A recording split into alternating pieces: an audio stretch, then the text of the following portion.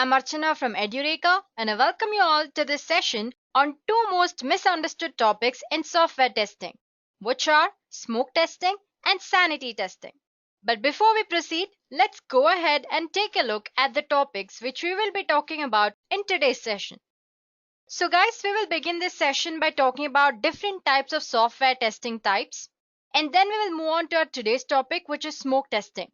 There, we will learn what smoke testing is, why and when to perform smoke tests, and finally, how to conduct some smoke tests.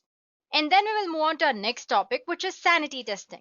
There, we will learn what sanity testing is, how to conduct sanity tests, and finally, we will end this session by discussing the key differences between smoke testing and sanity testing. So I hope agenda was clear to you guys. Let's get started then. As you guys know, today's world of technology is completely dominated by machines, and their behavior is controlled by the software powering it. Software testing is crucial because it identifies errors or bugs from a system at the beginning stage. Before software is released, it undergoes through rigorous testing. Chances are you already know this. Testing is an integral part of any successful software project. It's basically the process of executing the software or any sort of application to find out if there are any bugs or some kind of errors in it. So programmers check for any mistakes or problems in the design and the functionality of the software.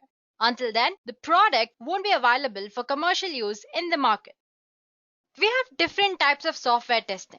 The types of software testing usually depends on multiple factors like project requirements, budget, timeline, and suitability, expertise, and all that. But usually it's divided into two main types of testing, which we call functional testing and non-functional testing. So functional testing is defined as type of testing which verifies that each function of the software application that you're testing is working properly under given conditions. That's what functional testing is. Whereas non-functional testing is a testing to determine the performance of a system to measure, validate or verify quality attribute of the system, to check if the software that you've built is working properly or not. So under functional testing, we have further categories such as unit testing, integration testing, system testing, interface testing, smoke testing, sanity testing, regression testing, and acceptance testing. While explaining all this type of testing in this session is out of scope, if you want to know more, there are separate videos in the software testing playlist in Edureka YouTube channel. So go ahead and take a look. Moving on, under non-functional testing as well, we have multiple types of testing like documentation testing, installation testing, performance testing, reliability and security testing, and many more. But as for today's session, the topics that we are interested in or going to learn are smoke testing and sanity testing. So smoke testing and sanity testing are the most misunderstood topics in software testing usually. There's a lot of information available on internet on this topic, and yet most of them seem confusing. So today in this session, let's figure out what smoke testing and sanity testing are and how different they are from each other. But before we go ahead and discuss all those topics, there's a term that you should know about, which is software build. And if you don't know, that's not an issue. Let's learn what that is. So when you're developing a simple software program that consists of few lines of source code, it's easy to compile and execute. You agree with me, right? But that's not the thing which happens in real situation. Typically, a software program or application usually has hundreds and thousands of source code lines. So creating an executable program for huge source code file is really complicated and literally time-consuming process. So you need a build here to generate the executable program. So the term build is the process by which source code is converted to standalone form that can be run on any kind of system. And this complete process is known as software build and software testing. Well, sometimes the software build is also referred to as code build. Now, if you're wondering why I'm discussing here about software build, well, the term is being mentioned in the further part of the session, so I hope that you understood what software build is. Let's move on. So here we are with today's topic, which is smoke testing.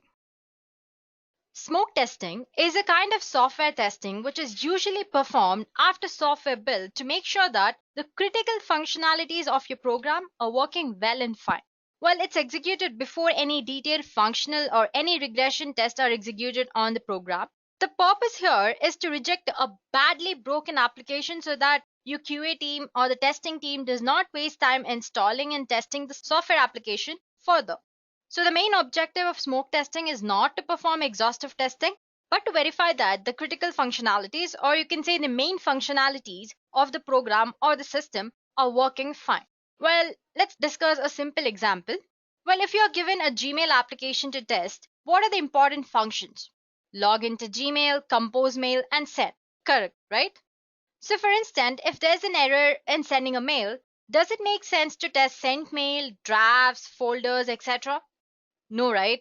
Which means you're rejecting the build without further testing. Smoke testing, performed on particular build, is also known as build verification test. So the main focus in smoke testing is to test the critical areas and not the final details. Here we go. I have a small depiction of smoke testing here.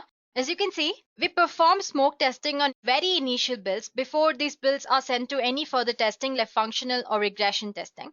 So let's say I have three builds here and one of them needs testing. It's sent to smoke test. The smoke test is performed. And if it passes, if all the critical functionalities like in Gmail, the login, compose, and send all are working, then it's sent to past builds where it's passed on for the further test like regression or functional, any other kind of test. But if you find an error, instead of checking other features, like again the Gmail example, sent mail, draft, folders, and all, the build is rejected. So that's what smoke testing is all about. You understood, right? So the main thing is here, the initial builds are tested for errors. And if there are errors, the build is rejected. If there are no errors, then the build is forwarded for further tests. Now the question here is, why smoke testing? Smoke testing is done to ensure that the critical functionalities of your program are working as expected and not concerned about the inner details. Well, that's because if the major functionality does not work, then there's no point in testing the other details. It's waste of time and effort on QA or testing team. Now, who does this smoke testing? Sometimes development team does smoke test before deploying the build to make sure that the build is good, while sometimes QA team or the testing team performs basic tests before starting the detailed testing. Now, as for typical examples which come under smoke testing, we have verification of the application if it's either launched successfully or not, or verifying the graphical user interface of application is responsive or not, or verifying if financial transactions are completed well or not.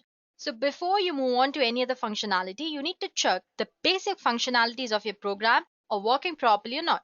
That's the objective of smoke testing. So smoke testing basically saves time as you do not have to test the whole application if the core functionalities of the program are not working. So the primary focus will be core application workflow in case of smoke testing. So now that you know what smoke testing is, let's go ahead and see how smoke testing is actually performed. So here I have a simple example, or you can say a workflow. So to conduct the smoke testing, you do not have to write any test cases. You just have to pick the necessary test cases that are already written or defined by programmers. So your objective here is application workflow, like I said earlier. So we can pick test cases from the test suite that cover major functionalities of the software program that you are testing. For example, so assume you're working on an e-commerce site. When a new build is released for testing, as a software QA team, you have to make sure that whether the core functionalities are working or not. So what you do, you try to access the e-commerce site, add an item in your cart, and place an order. That's a major workflow in most of the e-commerce sites, right? So if the flow works, you can say this build is passed. You can move on to functional testing on the same build. So as you can see in this example, I have a release build or the initial build, and I'm selecting certain test cases from the test suite, and I'm performing smoke test on that test cases. First of all, what I'm trying to do is access homepage, check if it's working properly or not. Then the main concept here or in the an e-commerce site is to check if you're able to select the items which you want to buy and place order. That's the main functionality, right? So the workflow is checked here. So you're checking if you can place order. If you are able to place order properly, it means that your build has passed smoke testing and it move on to the next type of testing. If it is failed, then the build is rejected without any further tests. So that's how simple smoke testing is. That's all about smoke testing. Now let's move on to next type of testing, which is sanity testing. Sanity testing is usually performed after receiving a software build with minor changes in code or functionality. The main objective here is to confirm that the bugs have been fixed and there are no further issues introduced due to the new changes. Unlike smoke testing, where the main objective is to test if the core functionalities or the major functionalities of your program are working or not, the major objective of sanity testing is to determine that the developer has applied some rationality while building a software program. In sanity testing, the testers try to check if the program makes sense or not. For you guys to understand better, let's consider the same example which we did earlier, which is Gmail example. So Gmail has added a new feature called auto acknowledgement. Let's say this auto acknowledgement feature sends in written mail that email sent is delivered successfully. Now this is a new feature which is to be tested, and we already have a build that is stable. So testing the new feature is called sanity testing. So basically, in sanity testing, you're trying to see if the application makes sense. For example, let's say if you're checking a calculator application and it returns 2 plus 2 is 5. Does it make sense to go further and check other functionalities? No, right? So it doesn't make sense. Here's a diagram to depict sanity testing. So unlike smoke testing and sanity testing, the stable builds are checked for the functionalities, not the initial builds. So you need to note that here. As you can see, it's stable builds. It can be multiple builds as well. Now, if one of them is sent for sanity testing, testing is performed. And here you have two cases. If your application or if the build fails, then it's rejected. But if it passes sanity testing, then it's passed on for further testing. And that's how simple it is. The only difference is that in smoke testing, testing is done on initial builds, whereas in sanity testing, the testing is done on stable builds. And that's what is being said in the next slide. As you can see, I have build 1, build 2, build 3. These are very initial builds, and we're performing smoke tests. So basically, we are testing the critical functionalities of your application here. And if your build has failed, it's rejected immediately without passing on to any further testing. If it passes, then it's further sent to functional system or any kind of regression testing. And similarly, in sanity testing, you don't consider the stable builds, you consider moderately stable builds which have passed certain levels of regression testing.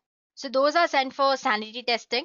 And basically, there you verify if there are any bugs or if a new feature is installed, you're checking if the feature is working properly or not. It's not a core function here.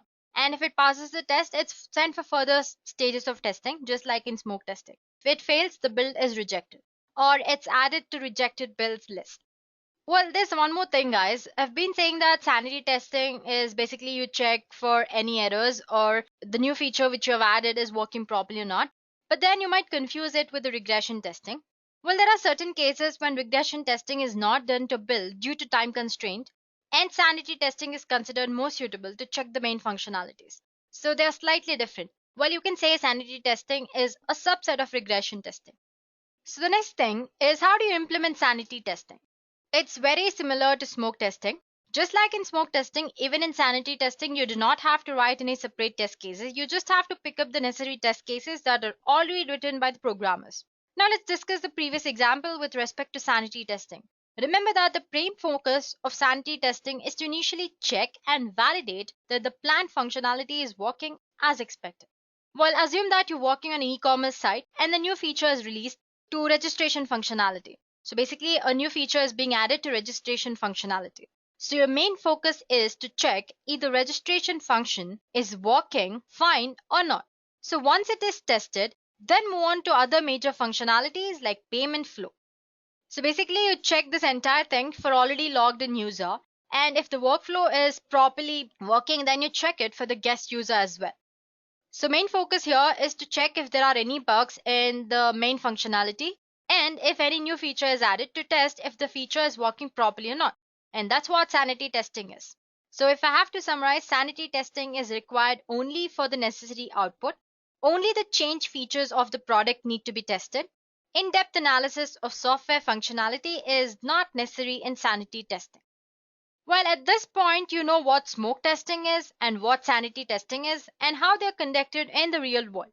Now let's check out the key differences between smoke testing and sanity testing. Well, I'm comparing these two types of testings on certain major features like purpose of testing, documentation, software builds, and many others. So the first thing that we're discussing here is software builds. Well, we discussed what software build earlier is, right? A software build is the process by which source code is converted to standalone form that can be run on any system without any problem. Well, it's easy to do that on our own if you have like 10 lines of code, but you have 100 and 1000 lines of code, it's difficult to do. So that's why the software testers or developers develop a software build. Well, we already discussed this earlier. Smoke test is usually performed on initial builds.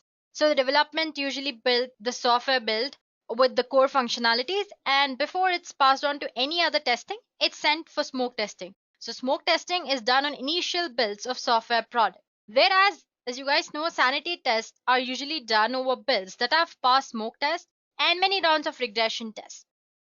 So moving on to next functionality, what we have here is motive of testing.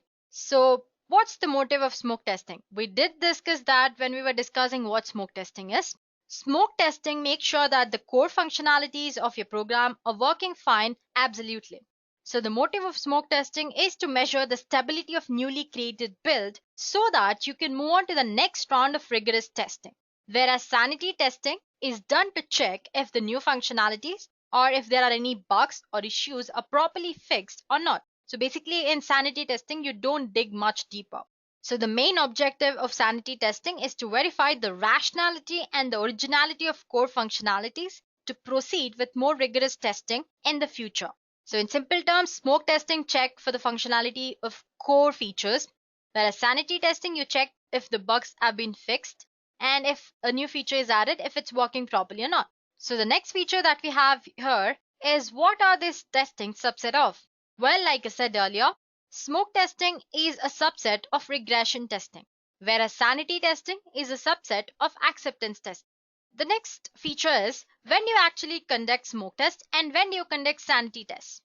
We did discuss that earlier as well.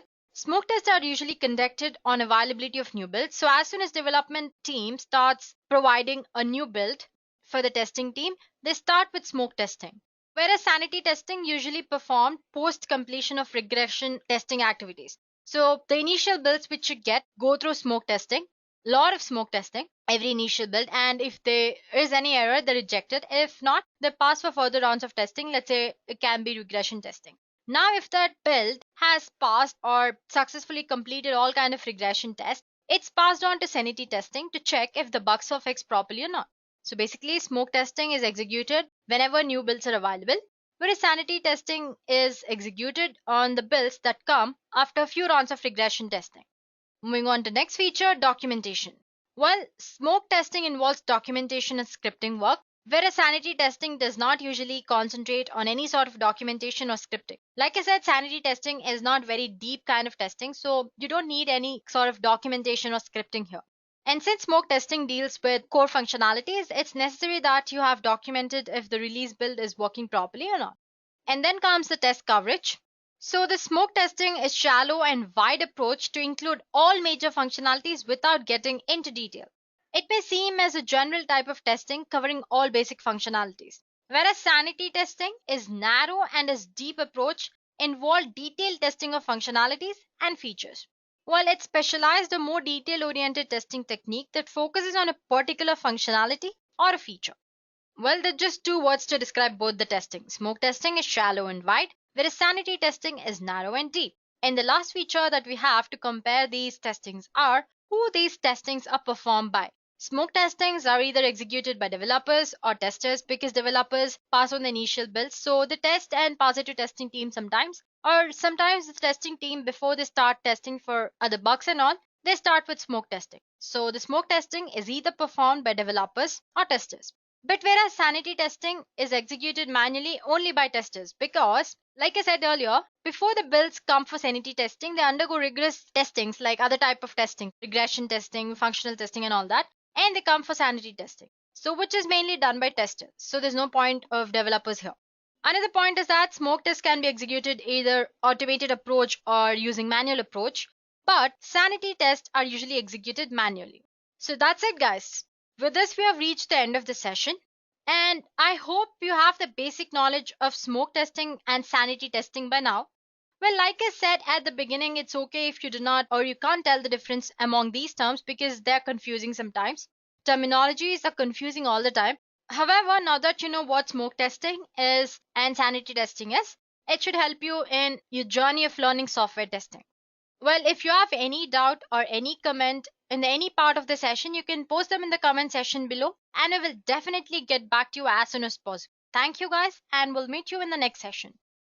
I hope you have enjoyed listening to this video. Please be kind enough to like it, and you can comment any of your doubts and queries and we will reply them at the earliest. Do look out for more videos in our playlist and subscribe to EduReka channel to learn more. Happy learning!